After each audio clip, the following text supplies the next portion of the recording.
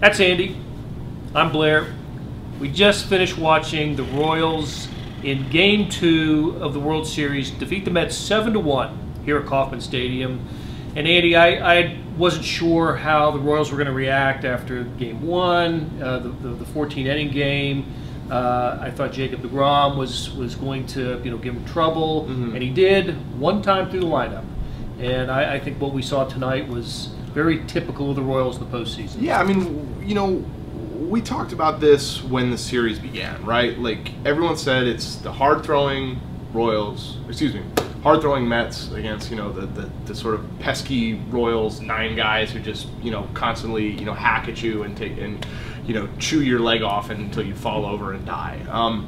So everyone was like, oh, well, what a marquee matchup. And talking to scouts, talking to, Royals people, and just thinking about this logically, I always felt like the Royals had a pretty sizable advantage here. Or not a sizable advantage, but just this is not their weakness. Right-handed power pitchers are not their weakness. Their weakness is lefties who work down in the zone, change-ups, cutters away, Dallas Keuchel if you're into good pitchers, John Danks if you're into bad pitchers.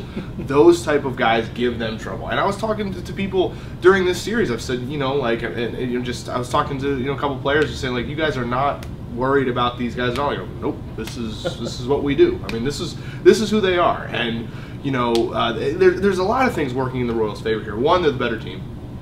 2, they've been on the stage before. 3, their defense is much, much better. You've seen, how the Mets are, sort of gagging up runs.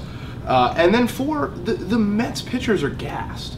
deGrom is deeper into a season than he's ever been before, I'm pretty sure. Harvey is deeper into a season than he's ever been before. They're going to face Syndergaard, who throws, 100 miles an hour with ease. But he's deeper into a season than he's ever been before. And then Game 4 is Steve Matz, who's pitched 8 times in the major leagues. You're talking about 4 kids who have never been this deep into a season, have never experienced this before, and have probably never faced a lineup like the Royals when the Royals are playing as good as they are now. So it's just things are they're getting the breaks, the Royals are, for the most part, and they're taking advantage of them.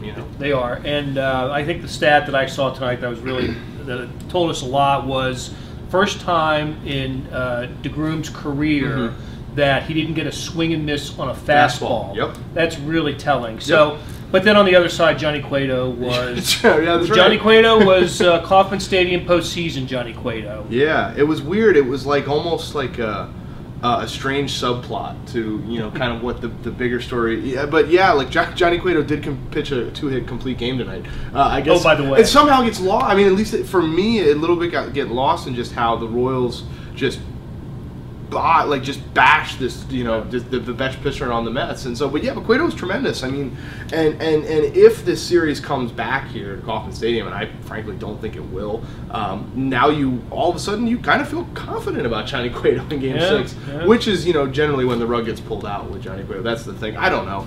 I said this on Twitter, try and explain Johnny Cueto's Royals career in a sentence, and the best I got, and it happened a lot, was it was the best of times and it was the worst of times, And ironically enough, I mean, that's kind of accurate, I mean, like he's hit these sort of grotesque depths of just awfulness and confusion and miscommunication and strange body language, and then he's like reached this just incredible summits of pitching 8 innings of 2-run ball to clinch a playoff series against, by the way, the Houston Astros have to be sitting at home going like, you know what, we're all right, we're okay. But to beat that team, in Game 5 of the ALDS, to come out here and throw the first 2-hit complete game since Greg Maddux in 1995. I mean, it's tremendous stuff, and it's just you have no idea what's going to happen when he comes out on the mound, but it's probably going to be pretty interesting. And so that's